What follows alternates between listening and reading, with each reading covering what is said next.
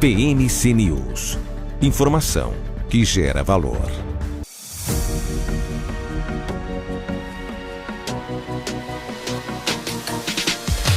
BMC News. Informação que gera valor.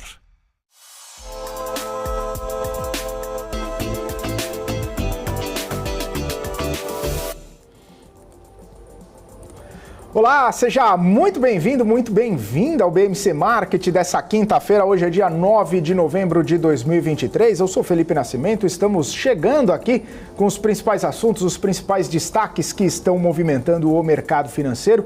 O Ibovespa tentou e até chegou nos 120 mil pontos, conseguiu tocar a máxima intradiária de 120.256 pontos, mas perdeu um pouco de fôlego e nesse momento sobe, entre aspas, apenas 0,43% e operando aos 119.685 pontos. Um dia bastante benigno, se a gente pode dizer assim, para o Ibovespa, com commodities puxando muito bem e sustentando a alta do Ibovespa, principalmente uma alta bastante forte de Petrobras, mais de 2% de alta, a Vale puxando mais de 1% de elevação também e sustentando essa melhora no Ibovespa. Foram 5 pregões consecutivos de alta no Ibovespa.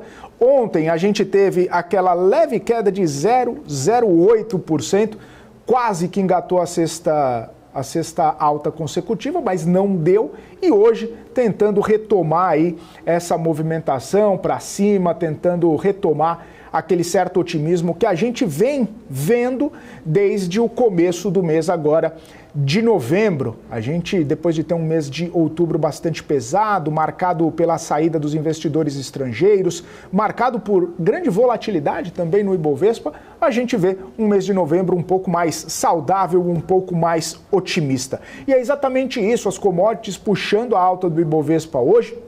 Além disso, a gente tem uma temporada de resultados que está fazendo preços no Ibovespa, algumas empresas tendo um desempenho bastante importante, seja para cima, seja para baixo. Inclusive, as maiores quedas neste momento estão relacionadas a uma temporada de resultados, sim. Minerva caindo 11,68%, o Grupo Casas Bahia caindo mais de 7%, e Banco do Brasil caindo 3,85%.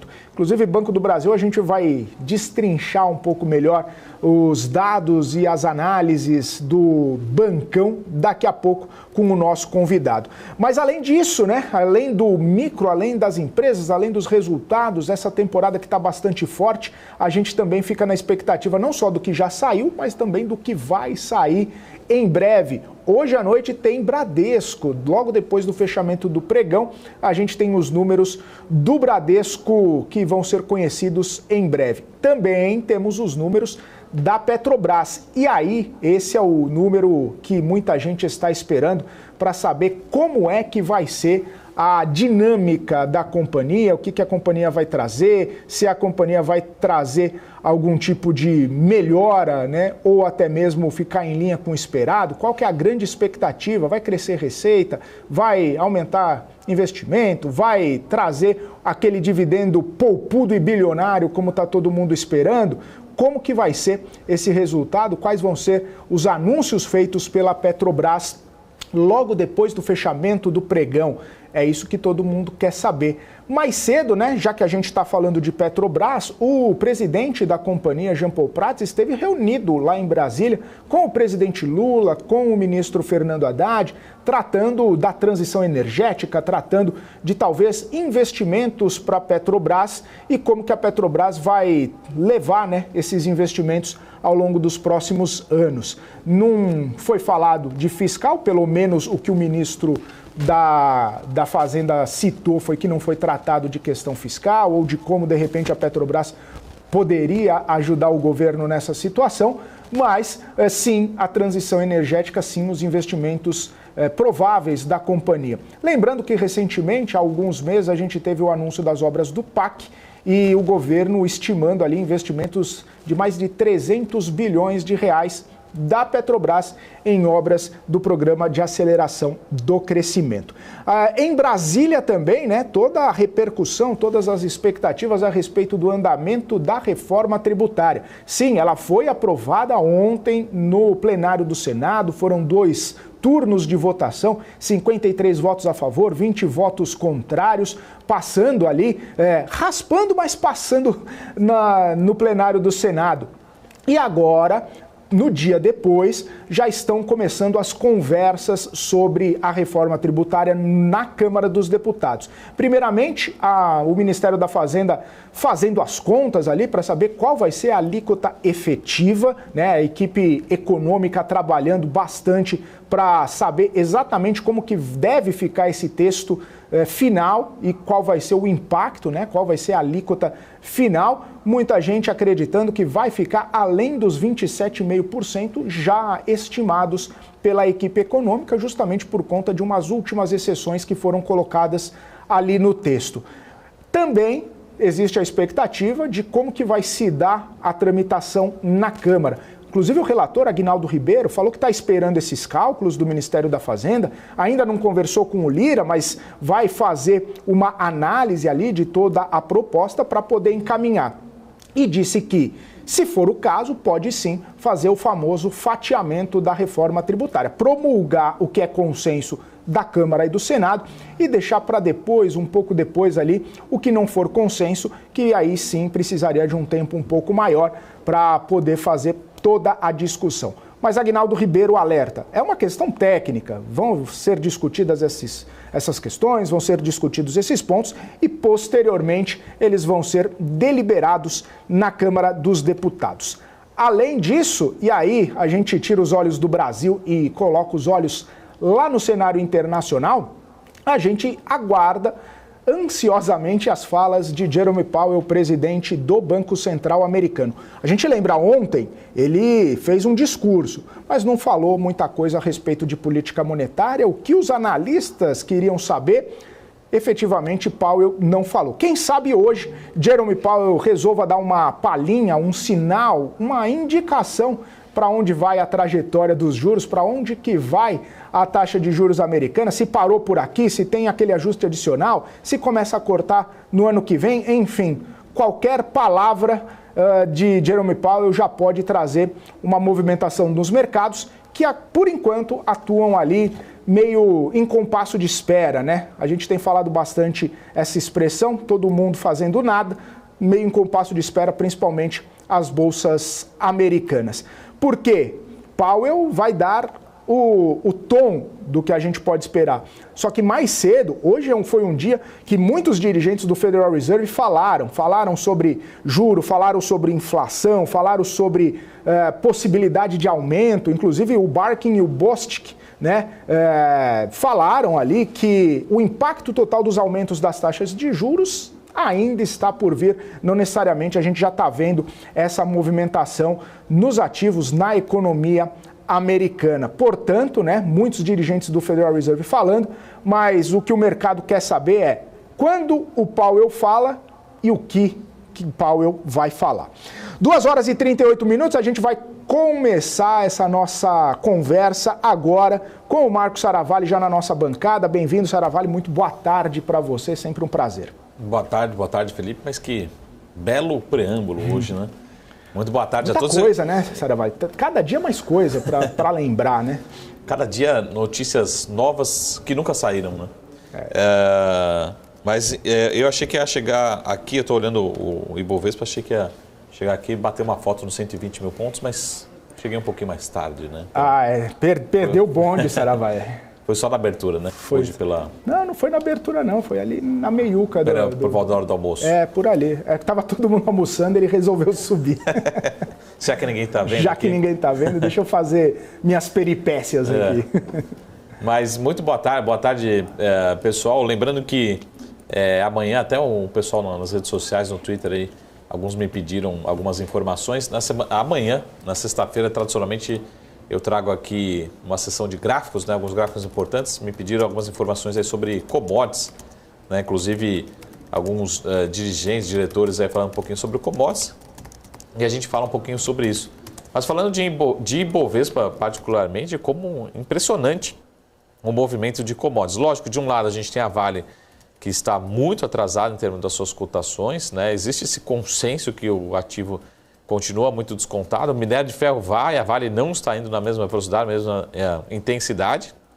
E impressionante também, petróleo recuou bem, mas a Petrobras não quer, pelo menos a partir desse patamar, não quer saber de cair. Então, o Felipe vai daqui a pouquinho me fazer uma pergunta e acho que todo mundo está, pelo menos ao longo dessa tarde, se questionando o que é essa expectativa, esse volume, essa força compradora na Petrobras, né? Então, provavelmente pode ter uma soma de expectativas, mas sem nenhuma grande informação nova, pelo menos para o ativo, né, isoladamente. E começa a ter, lógico, aquelas provocações também nas redes sociais, de que os resultados bons, né, as ações têm reagido mal, resultados mais fracos também uma leitura talvez diferente. São poucas exceções, né? Como o Felipe falou, falando um pouquinho sobre o micro, tivemos poucas decepções nessa temporada de balanço até esse momento. A grande decepção do dia continua sendo o Casas Bahia, que foi divulgado também pela mídia, pela BMC e outras mídias. Estamos fazendo a lição de casa, estamos limpando a casa para resolver todos os problemas, mas o segundo trimestre foi a mesma coisa, né? O primeiro trimestre foi a mesma coisa, sempre vem com a notícia e o mercado vai se decepcionando novamente com o Casas Bahia, né? Atual Casas Bahia, antiga Via Varejo.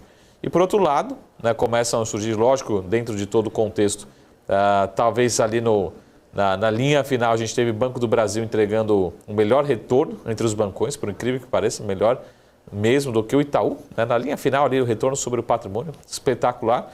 E também estranhamente, mas está virando rotina, mais uma reação negativa.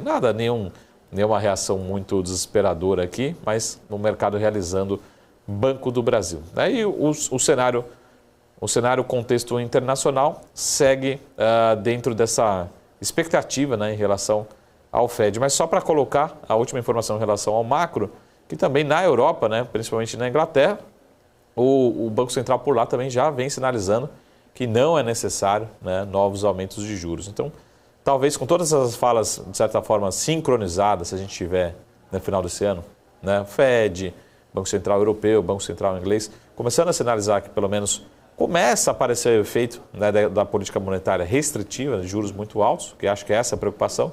Então, pelo menos vamos descartando novos aumentos, né, nas principais economias, enquanto o Brasil aqui vai reduzindo os juros. Então, talvez seja de fato um ambiente um pouco mais propício, né, para os investidores de risco. E os dados vão ajudando, né, Saravalho? Hoje a gente vê o pedido de seguro-desemprego lá nos Estados Unidos, em linha com o esperado, né, um pouquinho abaixo até, trazendo uma sensação de que, ok, não está nada fora do esperado, ajudando, inclusive, com o que foi trazido ali pelo payroll na semana passada, mostrando que o mercado de trabalho lá nos Estados Unidos talvez já esteja entrando num caminho que não vai virar mais preocupação, né? Pode trazer um sentimento até um pouco melhor. Então, os dados dado a dado que vão sendo divulgados vão trazendo essa sensação, né? Até amanhã, eu vou deixar já anotado aqui, amanhã na nossa sessão de gráficos, eu vou trazer um gráfico que é a projeção, a probabilidade, né, de ocorrer uma recessão nos Estados Unidos, isso ao longo desses últimos 12 meses. O que é o consenso da Bloomberg, né, que é uma ferramenta de dados onde tem diversas projeções, mas isso ao longo dos últimos 12 meses, né, porque a gente entrou em 2023 falando o ano inteiro sobre recessão nos Estados Unidos, que acabou não acontecendo. A probabilidade, isso já antecipando o gráfico de amanhã, né, a probabilidade da Bloomberg em relação à recessão nos últimos 12 meses, ele ficou flutuando próximo ali de 50% a 60% de probabilidade, segundo os estrategistas internacionais. Mas a gente já vou antecipar para vocês esse gráfico, mas uma linha de baixo, né, um banco, para mim, uma das maiores referências, não só no mercado de investimentos, de banco de investimento, enfim, mas também em estratégia e análise, é o Goldman Sachs. E eles sempre trabalharam com uma taxa ali próxima de 15% de recessão. E entra no ano de 2024 também mantendo essa probabilidade de 15%. O que eles estão querendo dizer? Pessoal, temos que nos preocupar com a atividade econômica dos Estados Unidos, mas a probabilidade de entrar numa recessão nos Estados Unidos para o Goldman Sachs, que para mim acertou muito nesses últimos 12 meses, ainda é baixa. Tá? Então amanhã a gente fala um pouquinho sobre isso, né, de uma forma gráfica, que hoje eu tenho aqui, não sei se a gente vai mostrar agora, mas é uma outra provocação aqui que eu trouxe num outro gráfico, na verdade é uma informação da Eletrobras, que a gente vai falar sobre a Eletrobras, mas sem falar de resultados, né? Eu sei que ficou um pouquinho pequeno, pode até, acho que ampliar para ficar um pouco melhor, mas deixa eu só fazer essa provocação. Na terça-feira dessa semana aqui, a gente estava com o Felipe, o economista-chefe da Warren, e um dos pontos que eu fiz a provocação é que nos últimos anos, nas últimas décadas no Brasil, basicamente o PIB cresceu por conta do boom demográfico, né? Por conta de um crescimento populacional, por conta de uma população economicamente ativa entrando no mercado de trabalho, né? Então, o nosso ganho de produtividade é muito baixo. Então, a provocação que eu fiz para ele é o seguinte: se a gente não tiver aumento de produtividade, qual que é o PIB potencial do Brasil?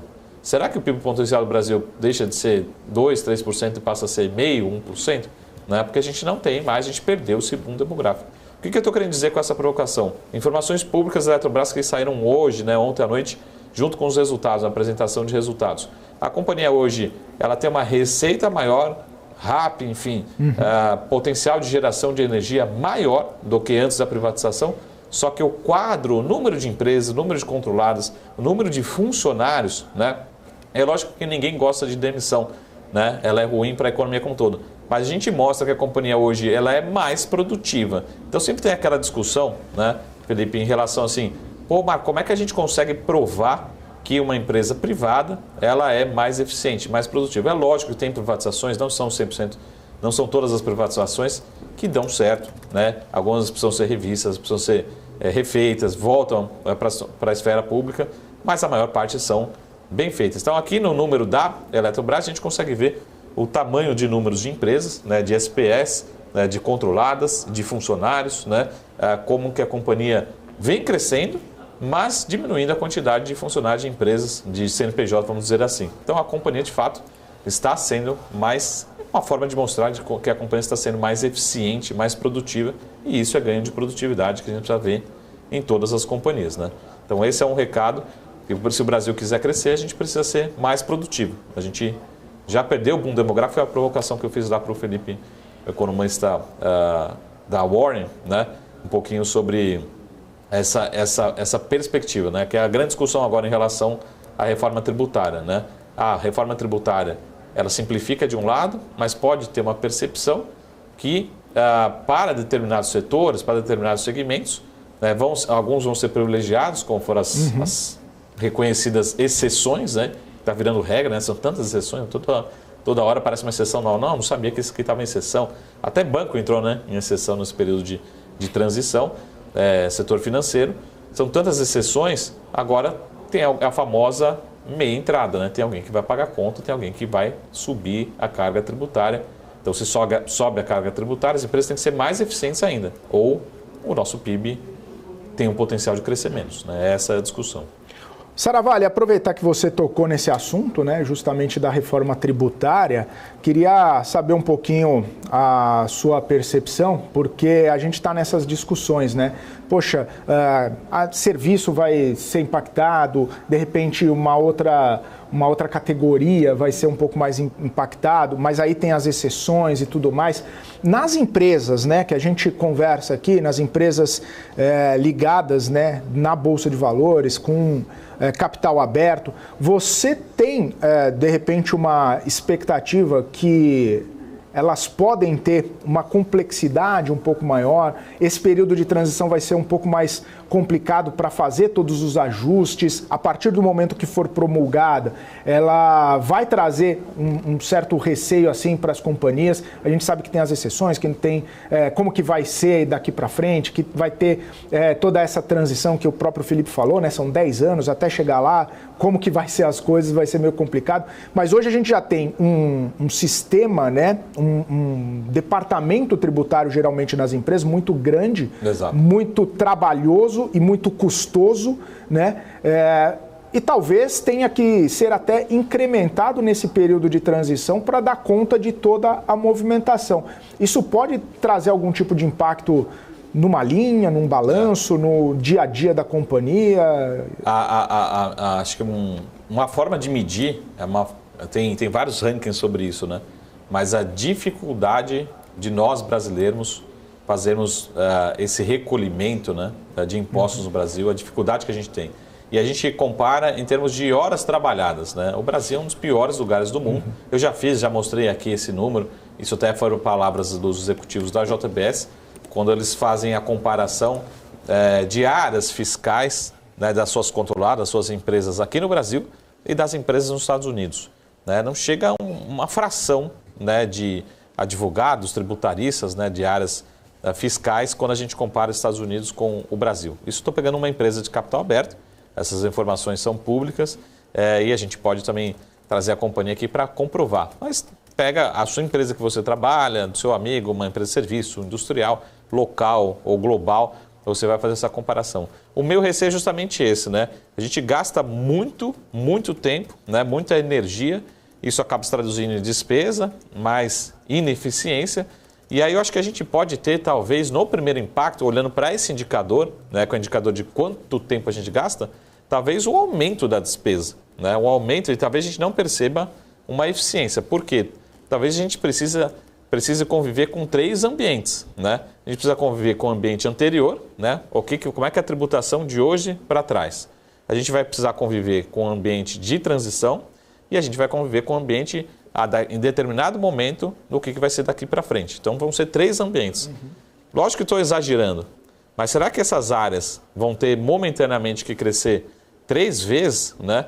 Vão ter que gastar 3 vezes mais energia para entender o que é o passado, a transição e o futuro? Isso, para algumas empresas, pode se traduzir em aumento de despesa para essas áreas específicas. Estou fazendo uma leitura em relação ao que a gente chama de Enem, né? De despesas gerais administrativas dentro de uma companhia. Então, a gente pode, principalmente aquelas empresas que têm muito fornecedor, muito cliente, vende para diferentes estados, enfim, tem exportação. Quanto mais complexo, né, for o business da companhia, mais essa linha pode trazer algum efeito. Tá?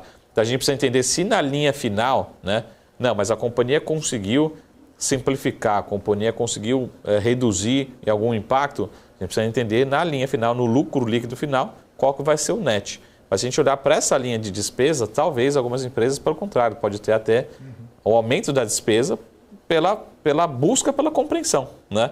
Acho que ninguém vai esperar daqui a 10 anos e falar, pô, e aí, como é que vai ser o novo regime tributário? Não, vai ser um processo de transição muito longo. Então, a gente vai precisar de tributaristas para atender a regulamentação atual e também essa fase de transição e depois a nova fase, né? Então, o Brasil talvez a percepção de melhora nesse indicador, a gente só perceba realmente como o Felipe falou, só daqui a 10 anos, e aí, realmente está mais simples, está mais fácil, né?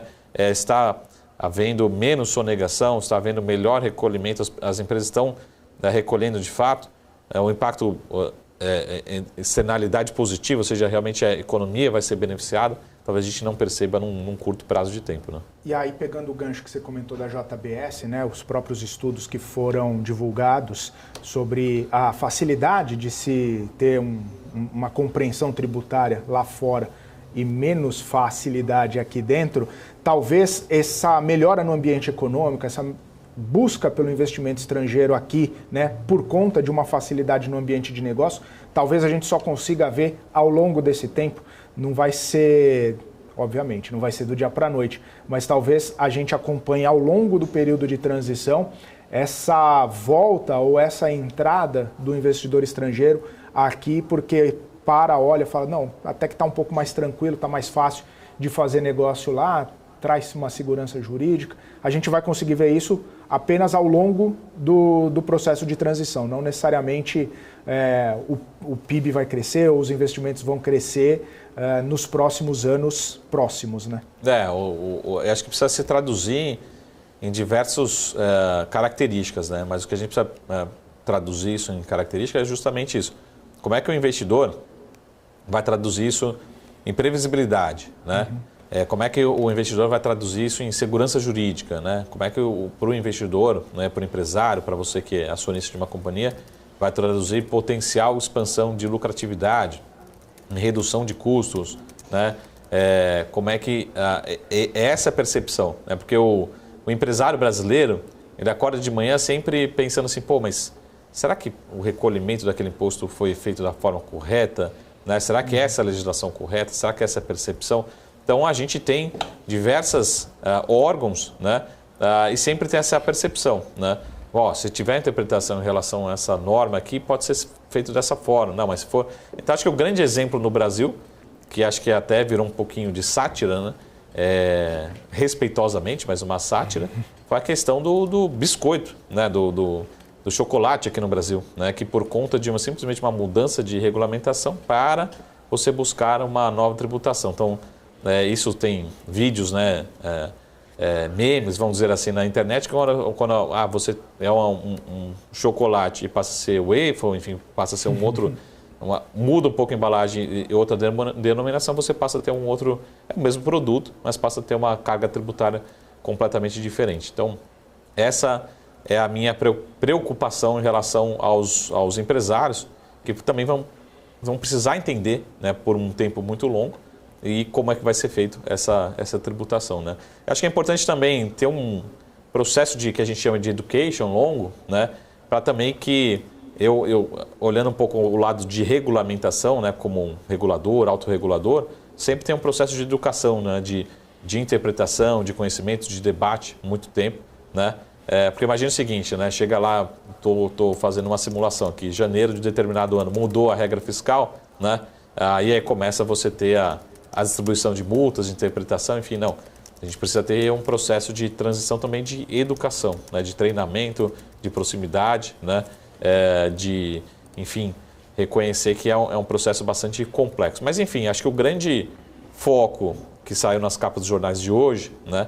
É que, de fato, que acho que a gente tem que parabenizar, e esse acho que é o grande objetivo, né? Vamos pegar pelo menos só essa linha de cima, a gente precisa de, né, um ambiente fiscal aqui mais simplificado, mais justo, mais honesto no sentido realmente de arrecadação, né, em termos de cadeia produtiva, né, de população.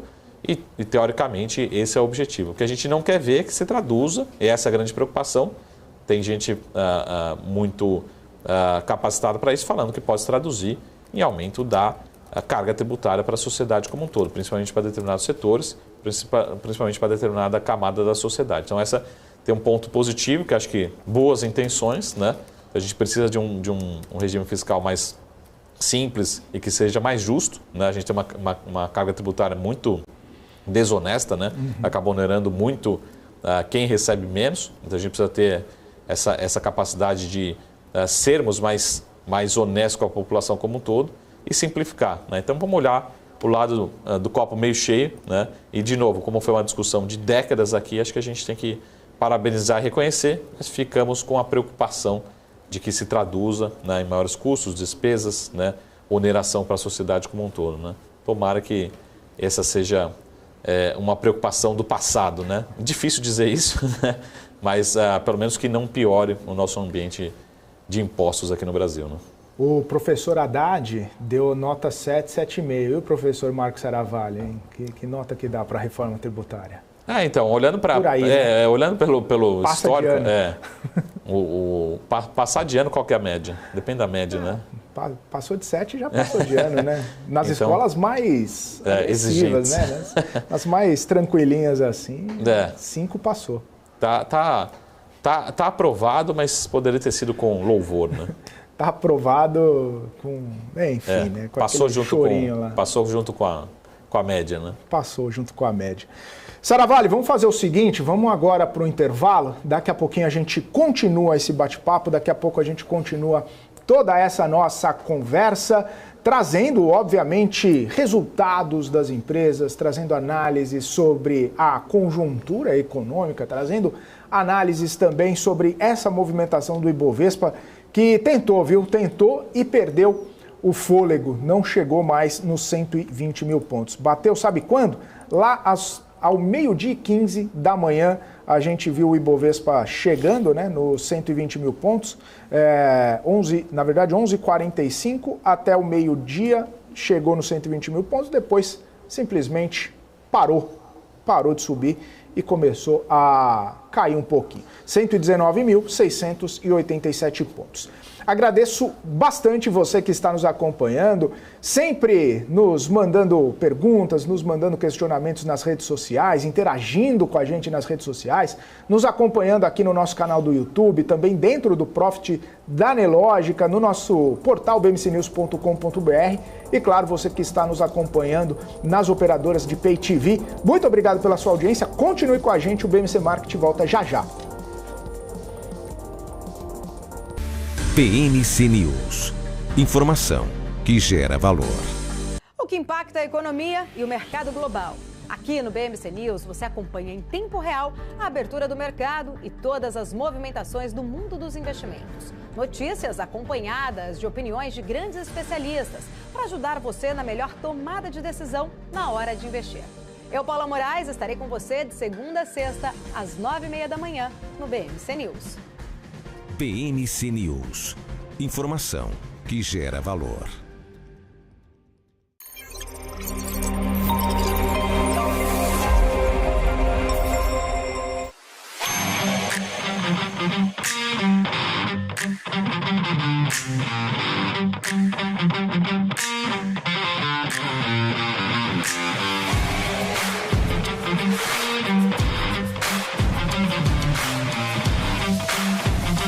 Vortex. Ion.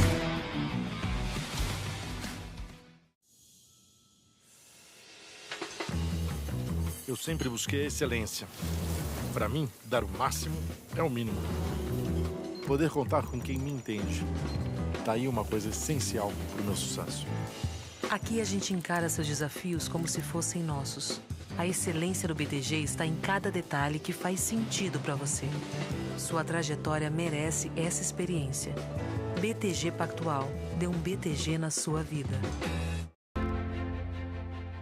A Pado traz soluções de segurança e tecnologia se reinventando diariamente, proporcionando experiências inovadoras. Uma empresa totalmente brasileira, feita por brasileiros, que não tem medo de mudar. Mudamos para questionar e transformar. Estamos sempre em busca do novo. Um novo lugar, um novo jeito de evoluir, uma nova porta para abrir e ampliar horizontes. Pados, garantindo a sua segurança. BMC News. Informação que gera valor.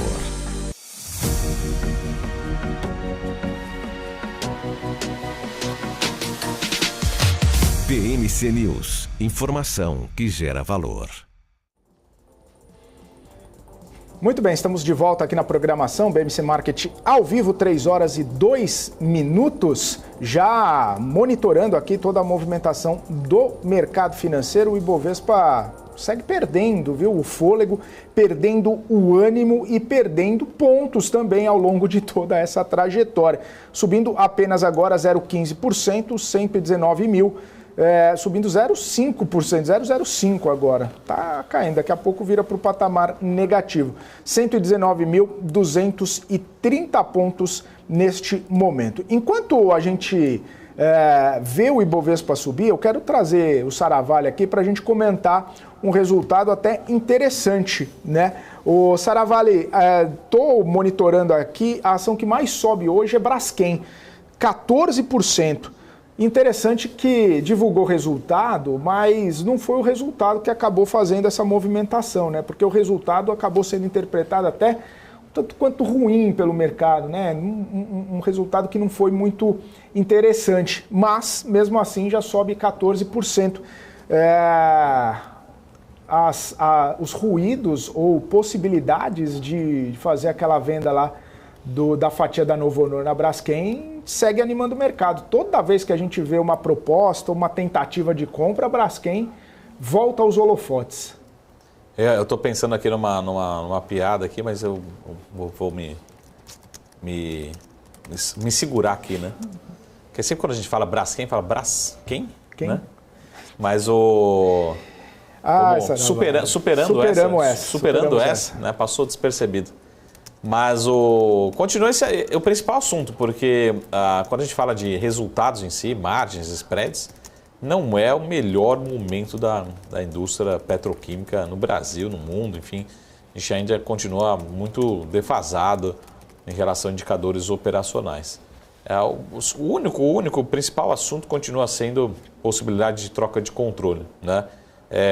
Agora, pessoal, entre nós aqui, imagine o seguinte, se a antiga Odebrecht tiver a possibilidade de manter a sua participação, o ativo da Braskem, por mais que a gente olha aqui como investidor, né? Você fala assim, pô, mas Marco, vai subir, tem upside, você recomenda, qual que é o potencial de valorização? A gente olha como investidor aqui minoritário. Mas pensa bem, pessoal, Braskem, a gente está falando de quase um monopólio, né, dentro do Brasil, que é uma indústria estratégica. O Brasil inteiro passa em algum momento na mão da Braskem. Vamos pegar qualquer coisa que você está vendo na sua tela, sua TV, o seu celular, qualquer coisa, toda a indústria petroquímica, tudo, né, em algum momento passa pela Braskem, né, ou quase tudo, ou uma parte grande do seu dia a dia, do seu consumo, passa no seu dia a dia. Então, eu penso mais do que assim, o ativo está caro, está barato, o controlador não está pensando nisso. O controlador, Petrobras, Odebrecht, enfim, eles estão pensando em ter uma indústria, ela é uma indústria muito, muito representativa, né, dentro de uma economia, né, diversificada, como qualquer lugar é, né? Então é muito importante deter esse ativo. Então eu olho muito mais nessa característica do que se está barato, esse olhar do controlador. O único recado que eu deixo para vocês, pessoal, só para terminar aqui, a gente precisa entender o seguinte, dependendo como for feito essa mudança, tá? Ela pode ser que não, só para jogar, eu vou jogar uma água aqui no chope, tá, Felipe? Só para uma polêmica. Mas dependendo como acontecer, lembrando que esse vai, a gente já vai há muitos meses, né?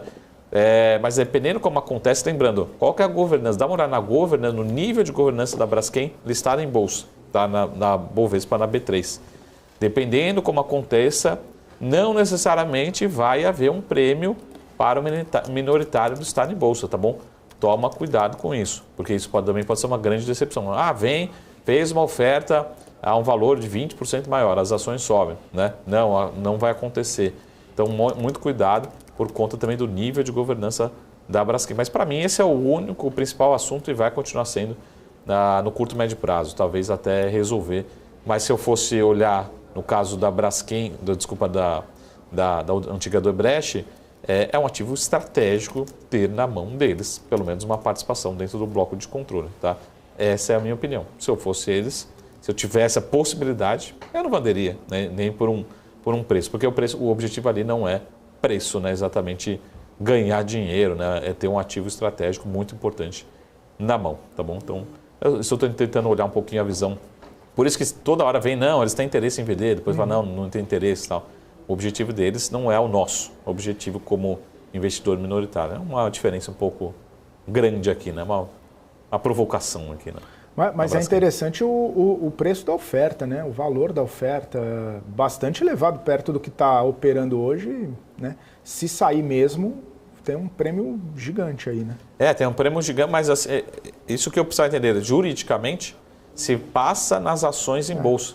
Porque dependendo como pode ser interpretado, ele vai direto, pode ser que não seja, vamos pegar um caso simples, que não seja caracterizado troca de controle, e aí não precisa nem chamar nada. Minoritário, beleza, obrigado, você pode com suas ações, a sua tem um preço, a minha tem outro preço e pronto, né? Não estou falando que vai acontecer, mas seria legal trazer porque já aconteceram casos passados por conta do quê?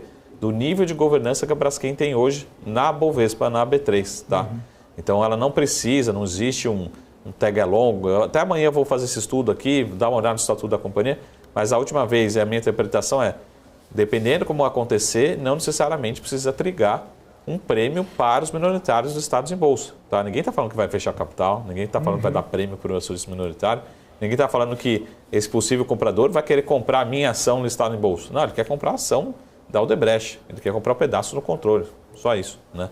Então, de novo, dependendo da interpretação, pode ser que não ocorra esse prêmio para as ações listadas. Essa é a minha provocação, tá? Então, para molhar um pouquinho aqui os ânimos, né? Diminuir um pouco os ânimos, porque é um caso muito polêmico, não estou dizendo que vai acontecer, mas já aconteceram em outras transações de controle, né? entre bloco de controle, né? Perfeito, Marco Saravalli, muito boa explicação. E a gente segue aqui, agora chamando o nosso convidado, Carlos Daltoso, chefe de análise da Eleven, já está aqui com a gente. Daltoso, bem-vindo mais uma vez aqui à nossa programação. Bem-vindo ao BMC Market. Muito boa tarde para você. Boa tarde. Prazer estar aqui com vocês e falar um pouco mais do resultado dos bancos. Prazer estar aqui de novo, Saravari. Obrigado. O resultado dos bancos que está movimentando bastante as expectativas e depois as realidades dos investidores, né, Daltoso? Hoje mesmo a gente olha para o desempenho de Banco do Brasil, caindo 4,60%, caindo mais de 4%, num resultado que foi divulgado ontem. E olhando os números, né, a gente queria entender um pouco mais por que dessa reação do mercado, o que acabou, né, saindo do esperado dos investidores que provocou toda essa movimentação de hoje. Assim, o resultado, como você disse, né, ele veio num resultado bem forte ali, até com uma rentabilidade superior até ao que o Itaú, por exemplo, divulgou, também, né, sob a ótica de crescimento de crédito. Enquanto o Santander apresentou um crescimento de carteira em torno de 3%, e Itaú 4%, o Banco do Brasil vem num crescimento um pouco mais forte de portfólio, né, em torno de 10%, mas o que chamou um pouco mais atenção foi o ligeiro aumento ali em termos de inadimplência, né, enquanto o Santander vinha num ciclo diferente, apresentou redução, Itaú estabilidade, o Banco do Brasil apresentou um ligeiro aumento ali, e principalmente, né, com relação ao guidance de provisões ali, que fica um pouco mais complicado ali de ser atingir, dado esse maior índice de inadimplência, né?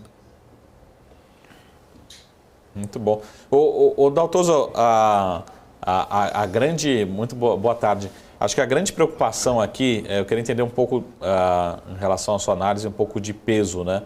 Na medida que, essa semana, se fala a memória, Felipe, que o presidente Lula veio publicamente declarando que vai utilizar, né, os bancos públicos, a gente está falando basicamente de Banco Brasil e Caixa, talvez outros regionais, estaduais, para subsidiar, né, crédito, enfim. Que tipo de interpretação você inclui na sua análise, no sentido assim, fala, Marco, não, mas isso já está no preço, o Banco Brasil já trade abaixo do book, né, abaixo do patrimônio, ou ao contrário, nada que possa estar barato pode ficar ainda mais barato, né? Como é que você inclui essa percepção de potencial de risco, né? Lógico que nada concretizado, mas talvez seja um potencial risco, né, principalmente depois dessa fala, né?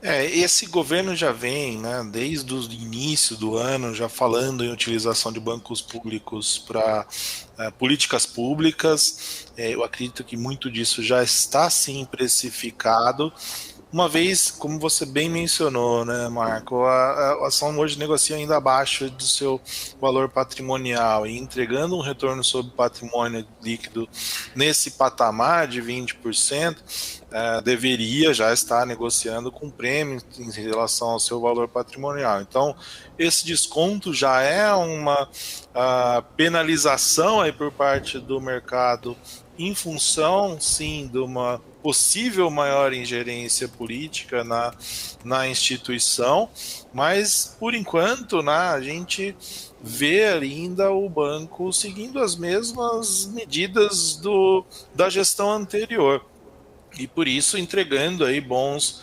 resultados. Um ponto que eu sempre destaco, né, acho que a gente tem que diferenciar também.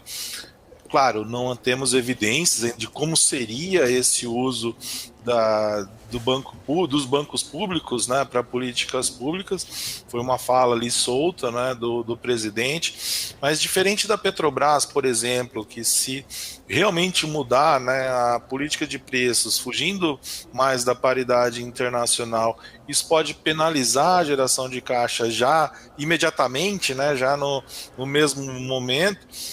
Em banco, né, quando a gente tem uma mudança, por exemplo, né, em concessão de crédito para incentivar crescimento, algo nesse sentido, nós vamos ver esse efeito, né, daqui a 18, 24 meses, quando essa carteira começar a maturar, né? Então o efeito não é imediato no resultado, e por isso realmente a gente entende que a ação do Banco do Brasil está realmente barata, né? Estão precificando essa maior ingerência política muito em função das falas que vem acontecendo, mas ainda não vemos impacto no curto prazo de resultado e também não temos nem como mensurar isso ainda.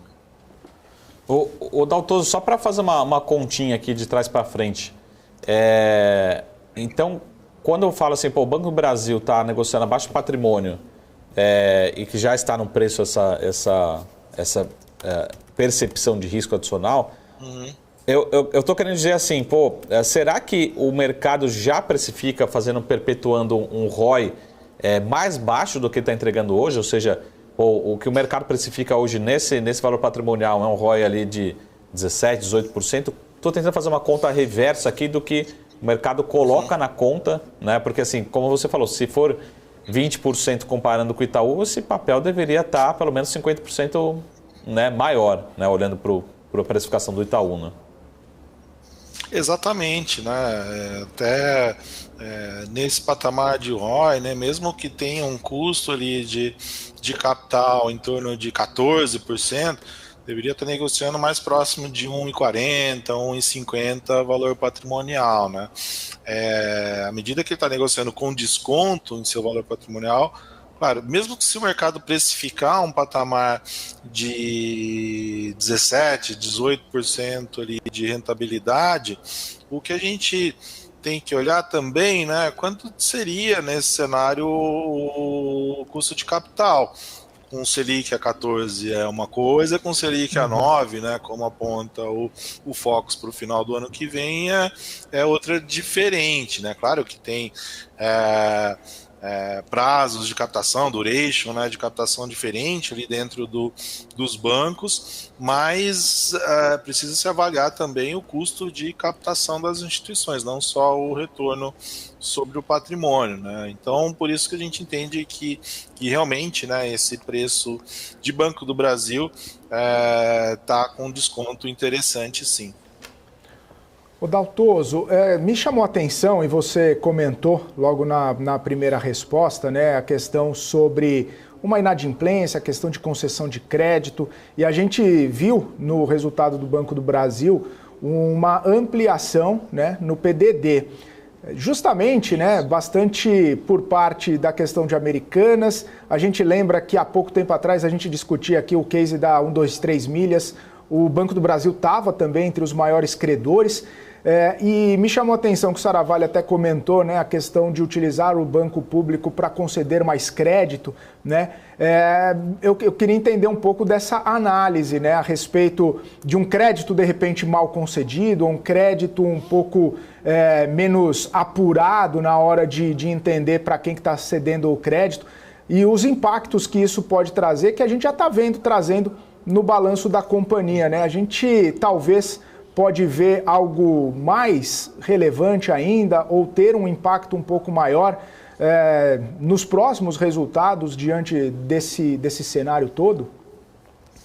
Assim, nós estamos numa fase, num ciclo, né, num final de ciclo de inadimplência. Nós vimos num primeiro momento, né, final de 2021 até agosto, setembro desse ano, um crescimento muito forte da inadimplência de pessoa física, principalmente em cartão de crédito e crédito pessoal.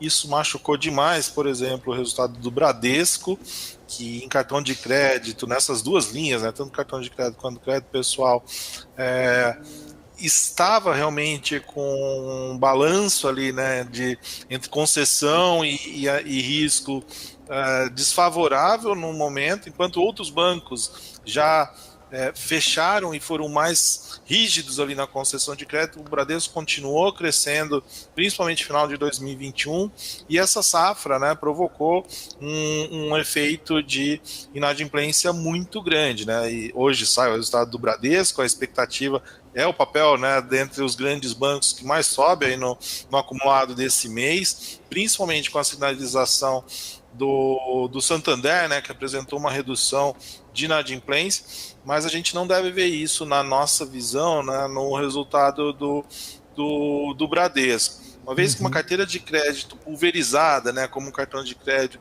pessoal, apresenta uma safra ruim, você leva 3, 4 trimestres para começar a limpar, né, essa base, dado o crescimento de outras safras mais ajustadas ao risco, né?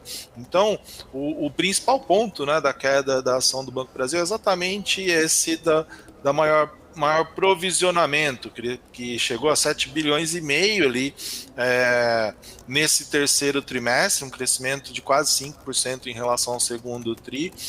E no acumulado do ano, né, nos 3 primeiros trimestres, ele já apresenta um nível de provisionamento de 20,5 bilhões, sendo que o guidance, né, a estimativa que o banco deu no início do ano, era que esse provisionamento ficasse numa faixa entre 23 e 27. Ou seja, né, se ele repetir esse patamar de 7,5 bi, ele vai ultrapassar a faixa de cima da expectativa que ele mostrou no início do ano, né? Então, por isso, muitos ali do mercado estão fazendo realmente conta em relação ao nível, né, de lucro e rentabilidade à frente, mas só um ponto, né? Se o banco errar hoje, como eu mencionei na resposta anterior, né, hoje na sua política de crédito, isso vai começar a apresentar efeitos 18 meses à frente, né, quando essa safra começar a atrasar, né, lembrando que os atrasos, né,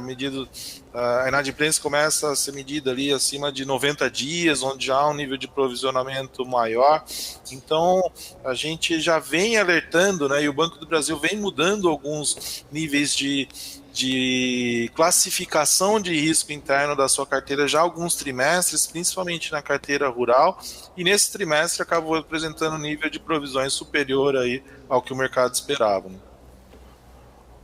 Ô Daltoso, e aí já estou aproveitando essa resposta para entender um pouco da perspectiva agora para Bradesco. Isso pode ser um elemento, né, chave aí nesse resultado do Bradesco, que pode fazer um peso, como a gente está vendo de Banco do Brasil, se vier algum tipo de movimentação parecida, se a gente tiver, né, uma piora ou até mesmo uma melhora não tão boa assim como de repente o esperado nesses elementos aí, nessas linhas?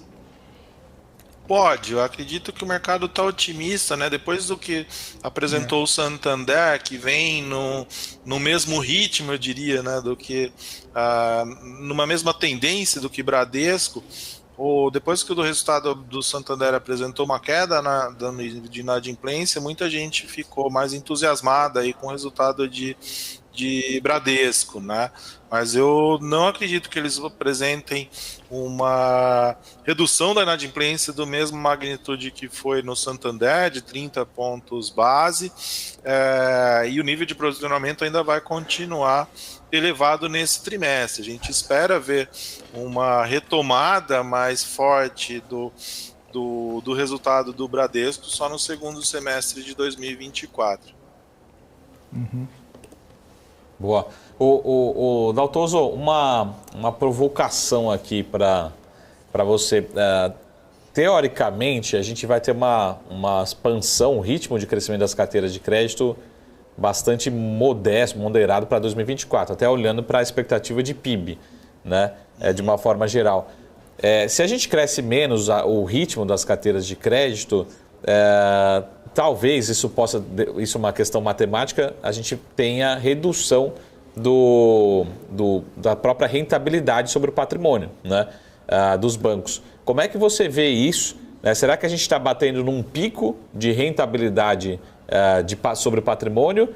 Ou pode ser, eu estou tentando ver aqui qual que poderia ser upside, no sentido assim, a gente tem um BTG, um BR Partners, o Itaú BBA, Bradesco também, mas esses são mais fortes em mercado de capitais, pode se recuperar no que vem. Da onde deve vir as receitas, né? Receita de serviços, receita de mercado de capitais, para ter expectativa de expansão de retorno, que para mim já está muito forte, né? Quando fala, 21,3 Banco do Brasil, difícil acreditar que vai para 22, 23, né? Dentro já de um nível tão alto assim, né?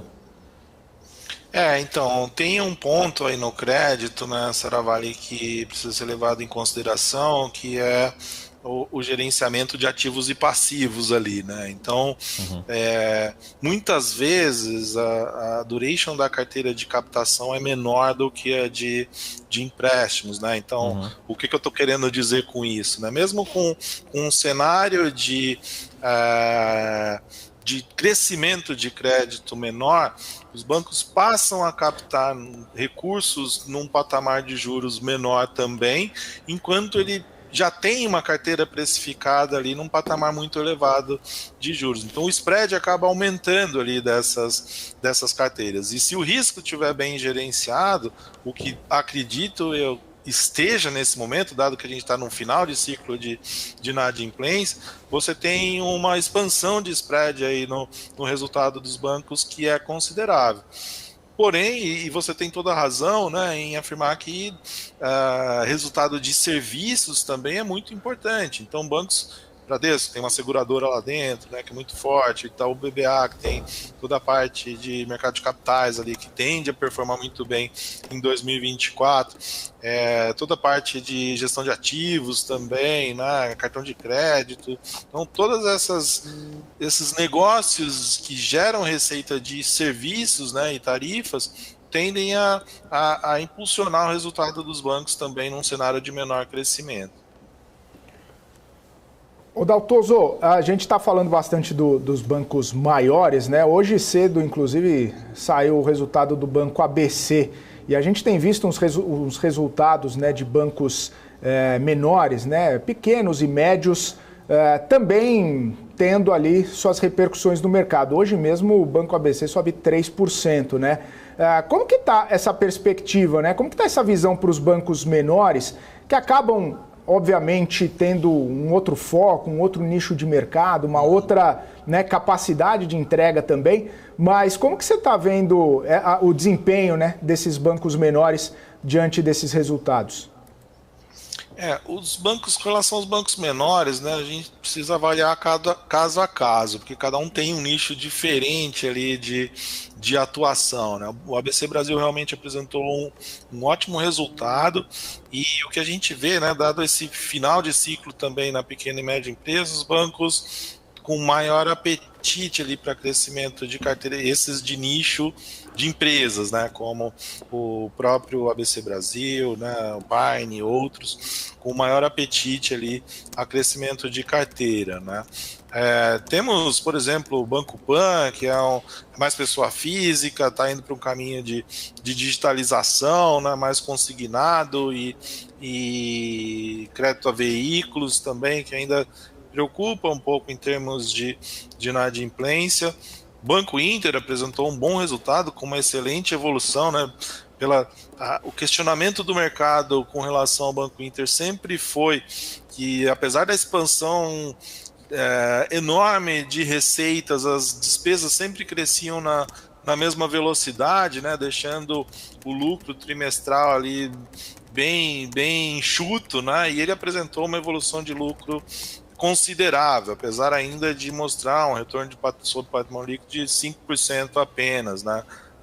Mas vem evoluindo, obviamente, ultrapassando aquela fase de crescimento por crescimento, né? E buscando agora rentabilizar melhor a sua operação. Então, olhamos, né, e gostamos de várias dessas teses que mencionei, mas tem que olhar caso a caso ali para entender a dinâmica de atuação e também de tendência de resultado. O Daltoso, fazer uma última provocação aqui.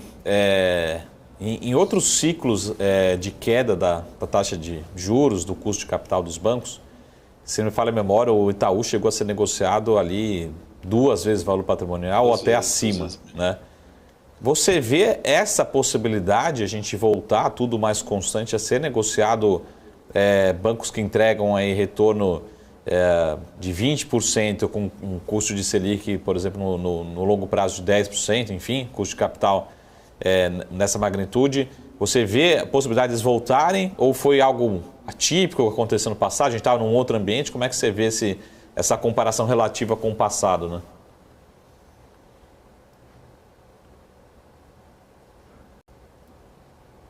sei se... Eu vejo que sim, é possível, né? Uma vez que... Estão me ouvindo? Ouvindo. Sim. Tá. Tudo certo. Uma vez que a tendência é de redução da Selic, né? Mas tem uma questão que é a dependência do crescimento econômico, né? Como você comentou na sua outra provocação, o ano que vem ainda é um ano de baixo crescimento, segundo as estimativas dos economistas, né? Então, num ano de crescimento econômico mais forte, com juros num patamar menor, a tendência é que os bancos possam performar sim nesse patamar de 2 vezes o valor patrimonial, porque o resultado de tarifas e serviços acabam crescendo de uma velocidade muito superior, né, que é menos intensiva de capital. O Itaú costuma abrir ali, né, o que é resultado de serviços e de crédito, e o Setúbal falava muito isso, né? O crédito precisa pelo menos empatar ali com o custo de capital, e o que traz realmente uma rentabilidade acima do custo de captação é o resultado de serviços, né? Então, com o crescimento econômico e uma taxa de juros em patamares mais modestos do que esse atual, a tendência sim é de uma expansão mais forte dos bancos. E tem um outro ponto, Saravari, que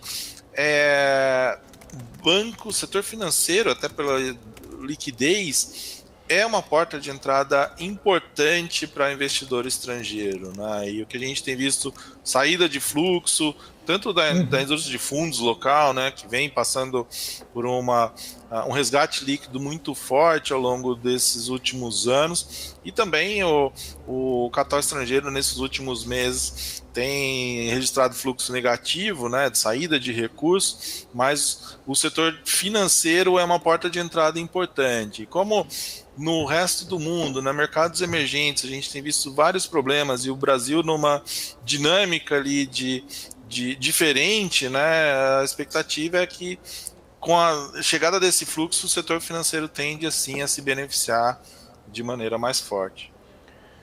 Maravilha. Daltoso, muito obrigado pela sua participação, sempre muito bom poder contar com a sua presença aqui. Volte sempre, uma ótima quinta-feira para você.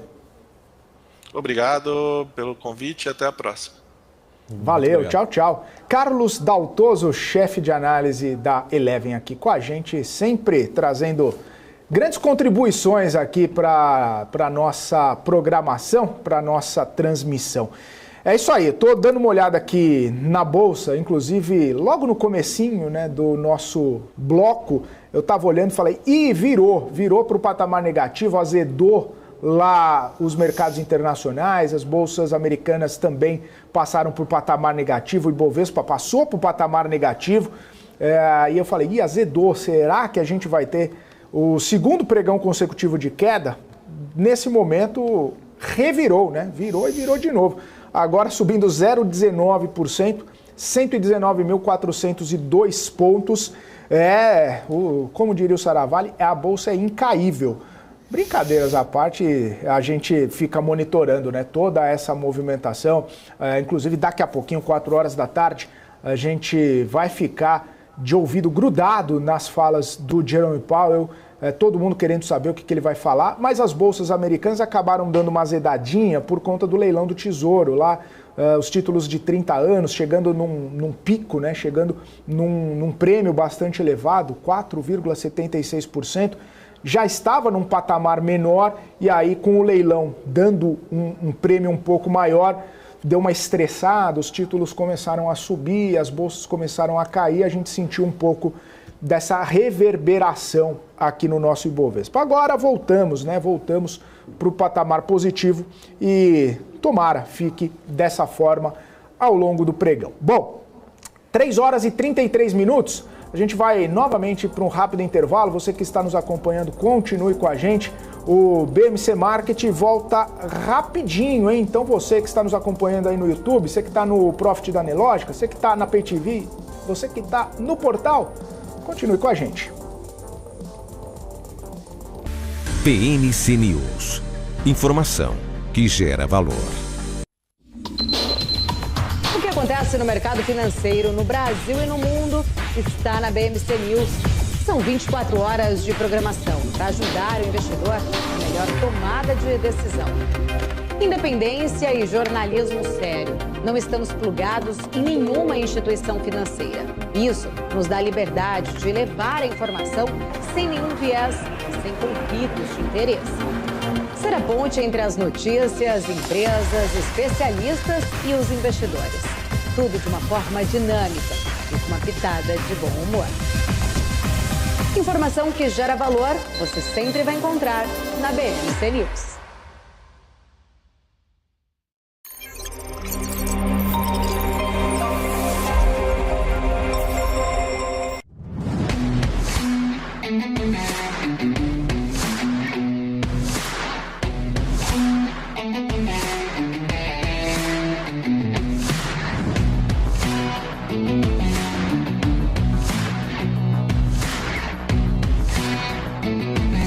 Vortex Beyond. As empresas que fazem parte do seu dia a dia estão em uma das maiores bolsas do mundo, a Nasdaq.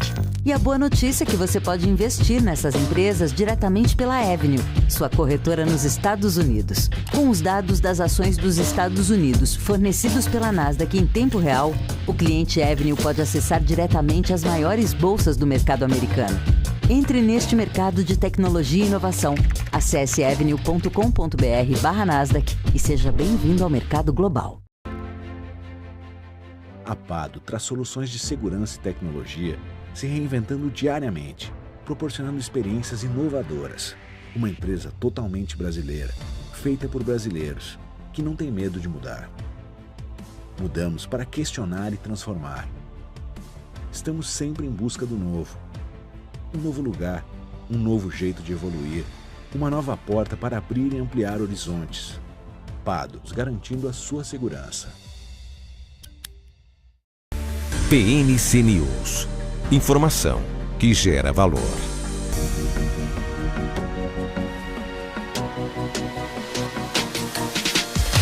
BMC News. Informação que gera valor. Muito bem, estamos de volta aqui na nossa programação BMC Market ao vivo nessa quinta-feira, 9 de novembro de 2023, 3 horas e 36 minutos. A gente monitorando aqui o Ibovespa e falou, obviamente no primeiro bloco, toda a movimentação, várias empresas que divulgaram seus resultados e estão tendo um desempenho ou bom ou ruim ao longo do pregão de hoje, né? A gente vê inclusive as maiores altas e as maiores baixas muito focadas nessa dinâmica aí de resultados. Minerva, menor baixa, 12%. Casas Bahia, cai quase 9%. Banco do Brasil, cai 4%. Tudo isso sustentado no resultado. Também na parte positiva, Braskem, que a gente já comentou aqui que não é resultado, é uma notícia importante sim, mas não é resultado. Grupo Soma, baseado em resultado. MRV, baseado em resultado. Enfim, a gente tem muita coisa de resultado saindo e impactando na dinâmica do Ibovespa. E claro, hoje é dia de Petrobras, né? Daqui a pouquinho, depois do fechamento do pregão, a gente tem os números da petroleira e interessante que mesmo sem divulgar seus números ainda, Petrobras está tendo um desempenho bastante importante. E até mais interessante ainda, porque a gente fica falando, né, a respeito das oscilações do petróleo no cenário internacional e das ações ligadas a petróleo aqui no Brasil, geralmente tem essa relação. Hoje a Petrobras sobe 2,5% e o petróleo sobe 1,5%. Não é uma relação tão próxima, íntima assim, mas tem uma relação.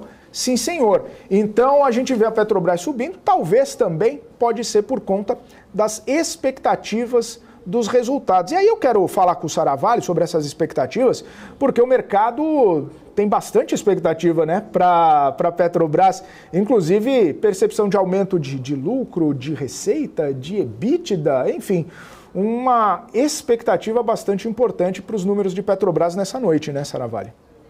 A expectativa, eu acho que mais do que a expectativa em relação a resultados em si, expectativa, isso vai ter queda, né? Mas ainda é um número bastante expressivo. é a expectativa em relação aos dividendos, né? Já que os dividendos ele é uma proxy, ele é um output, né? Um resultado da projeção ou da entrega de resultados de fluxo de caixa livre, né? Então depende o quê, pessoal? Depende do EBITDA, né? Então se tivermos realmente um EBITDA muito saudável, como estão falando, ou em reais ou em dólares, dependendo da sua metodologia, mas um número ainda bastante expressivo. E a companhia, você desconta o CAPEX, tá? Mais ou menos isso, é uma conta relativamente simples para a gente chegar no free cash flow do trimestre, tá? Continua sendo um número muito forte, estão falando que pode chegar perto de 9, 10 bilhões de dólares, esse indicador, tá? Então ele não é necessariamente o lucro, mas é a metodologia atual de dividendos. A gente multiplica por um percentual e aí estão se estimando, né, segundo a nossa atual metodologia de Petrobras, que pode ser cerca aí de 1,50, 1,60 por ação de dividendo. Então talvez esse indicador que a gente começa a fazer uma proxy, talvez do porquê que as ações estão subindo hoje. A gente começa a fazer contas, né? Se vier realmente um EBITDA dentro do esperado, né? E se tivermos realmente um free cash flow líquido da ordem de 9, 10 bilhões de dólares, multiplica pelo percentual, a gente chega nesses 1,50, 1,60, 1,70, acho que 1,50 é conservador, 1,70 é otimista, essa ordem de grandeza. O que daria em termos de yield, né? Ou seja, em termos de retorno só dessa distribuição, um bom yield 3, 4, 5%, de novo 3% é pessimista, 5% otimista, perto de 4% nessa distribuição, tá bom?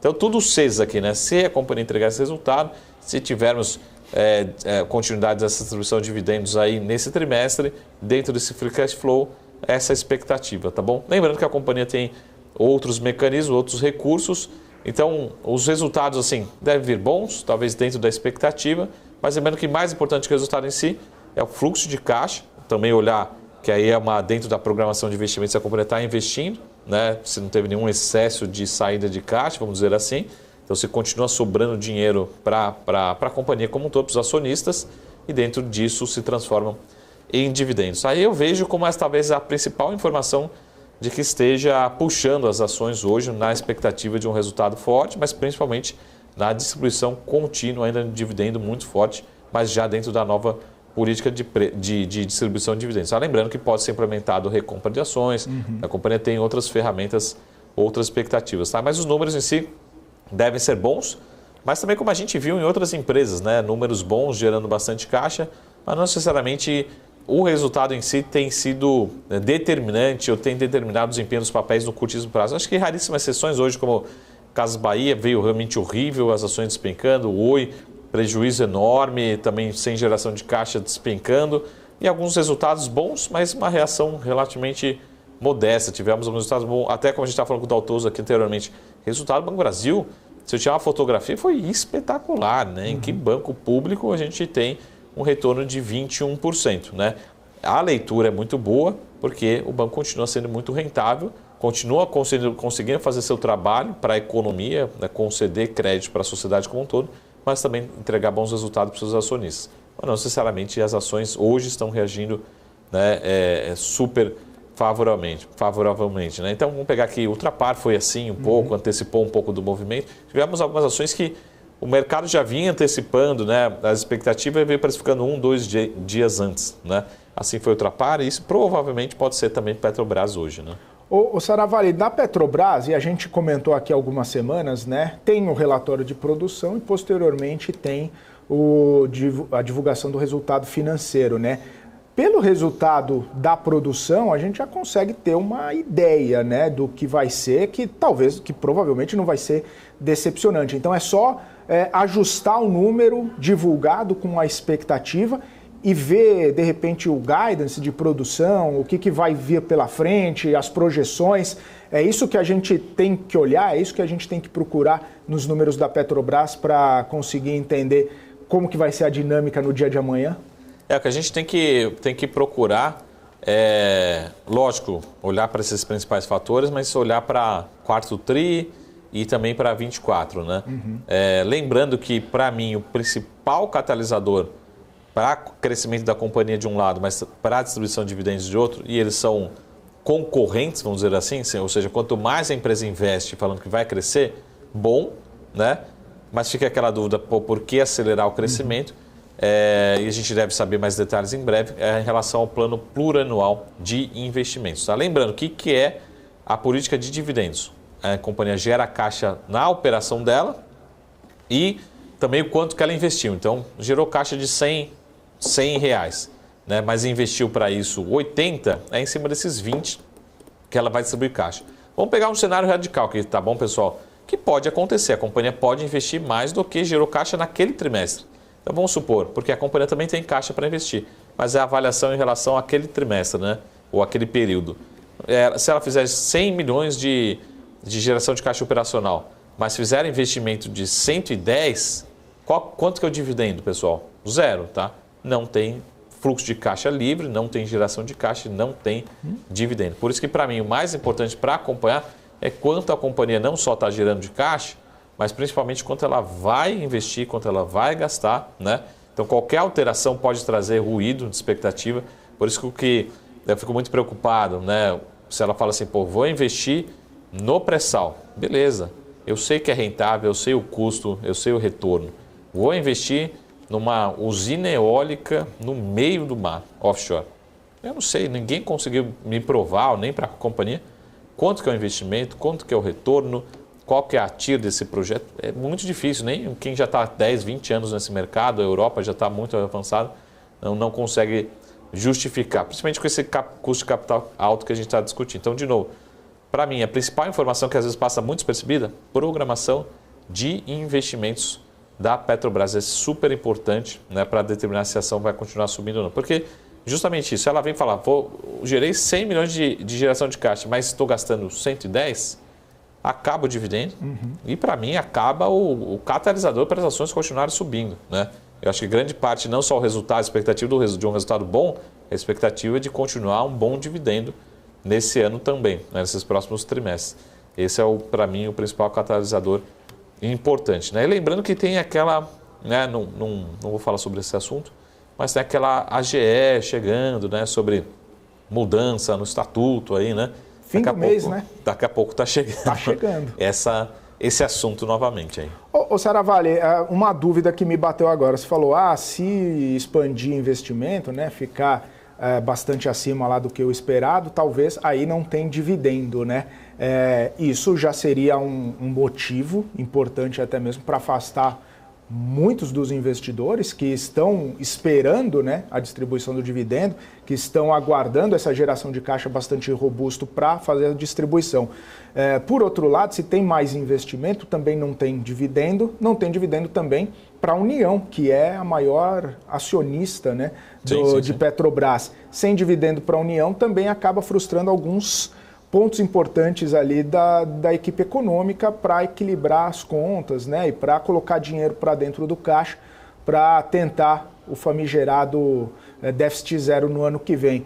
Portanto, talvez seja um pouco mais difícil não ter dividendo, né? Porque já é algo esperado e talvez até planilhado ali, receitas esperadas e isso, né? E a gente...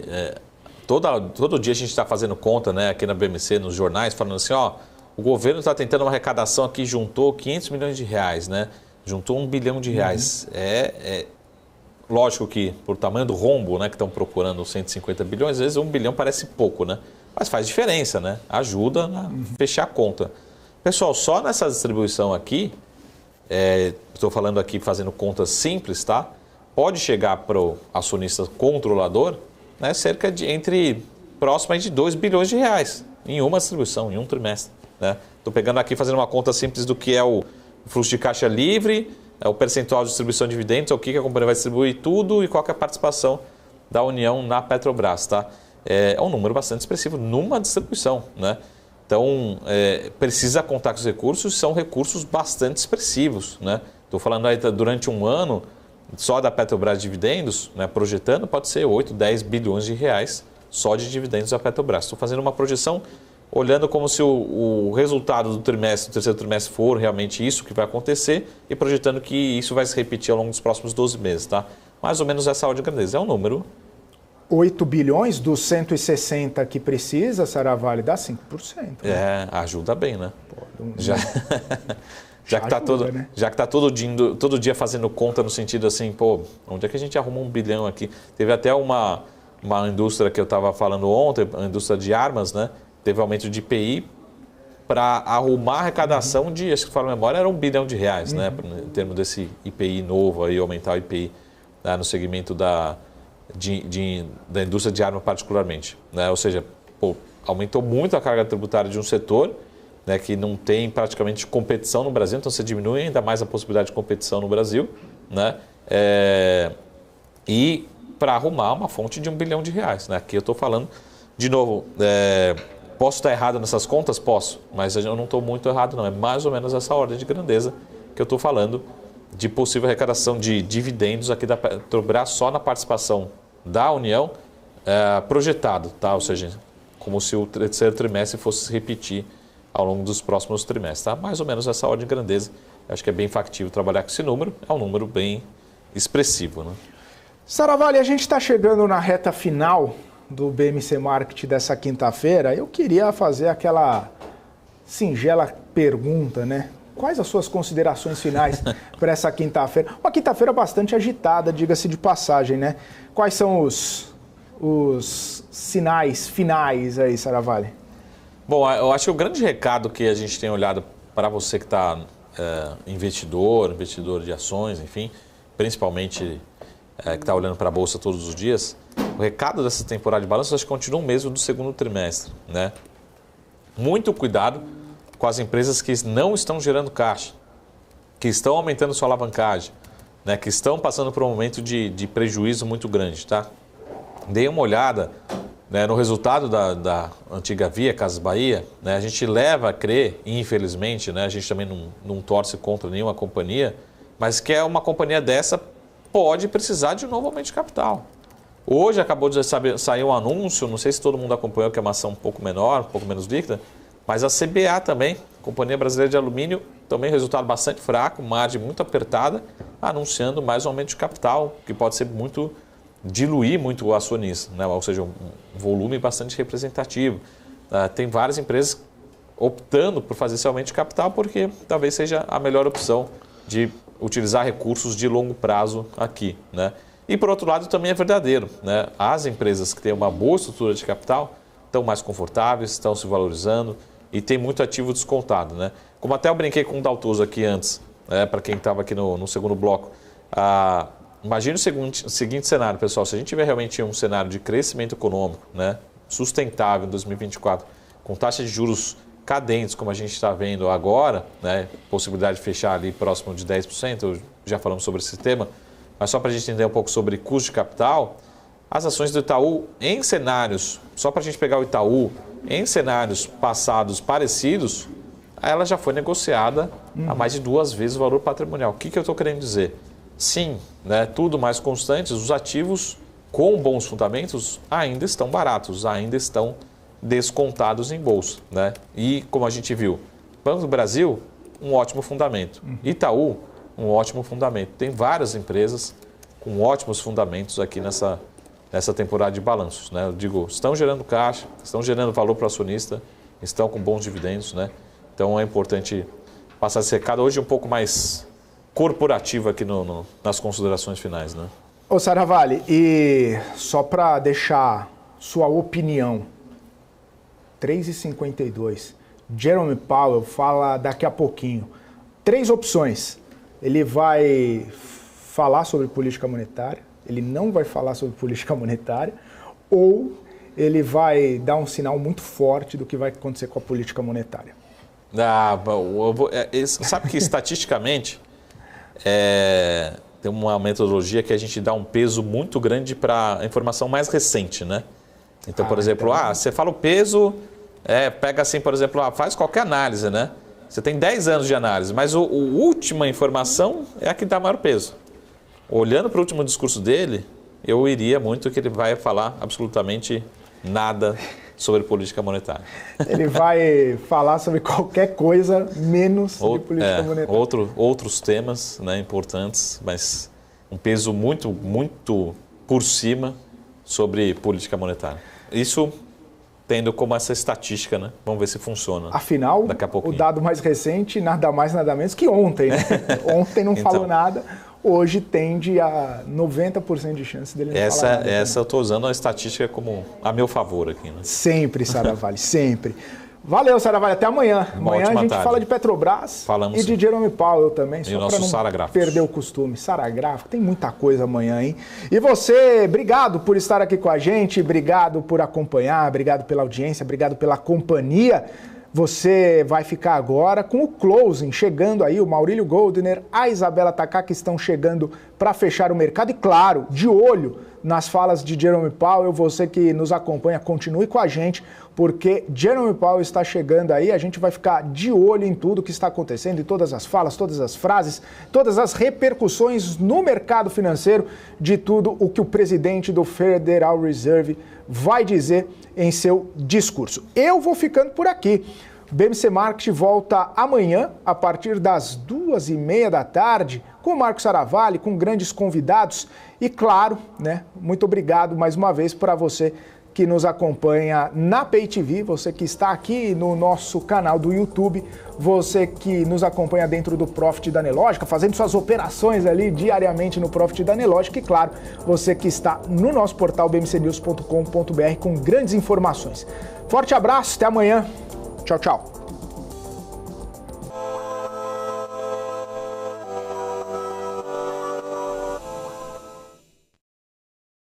BMC News. Informação que gera valor.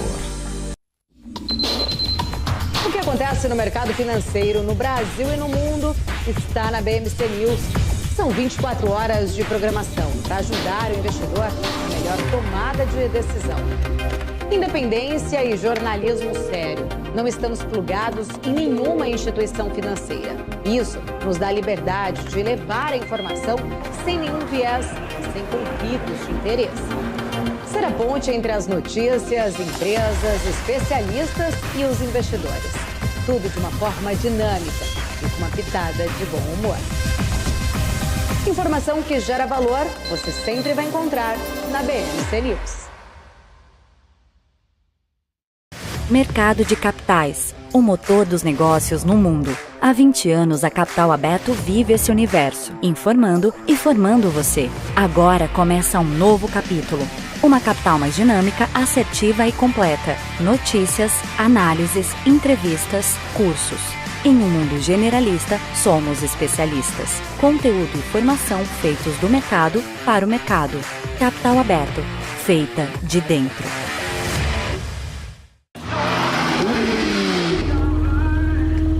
Boa volta. Cara, demais. Foi boa. E aí, Ju, tá curtindo? Espera aí, Razia, que eu tô só baixando o novo aplicativo do EQI pra abrir minha conta. Mas você não precisa fazer isso com calma? Não, é facinho. Deve ser até mais rápido que essa sua volta. Mais rápido do que minha volta de Porsche. Você duvida? Baixa o aplicativo. Amigos da EQI. E vai se criando um clima terrível no Autódromo de Interlagos. Vamos acelerar. De um lado, temos Luiz Razia. Do outro lado, temos Julia Václavik. Bora, Razia. Precisa melhorar esse tempo. Tá no papo, tá no papo. Haja coração, meus amigos. Como ela tá indo, Nelsinho? Ela já fez o reconhecimento facial. Razia acelera pelo mergulho e vai se aproximando da subida dos boxes. Olha a Júlia finalizando. Vai ganhar, vai perder. Perdeu! Ganhou! Mas na verdade, quem ganha mesmo é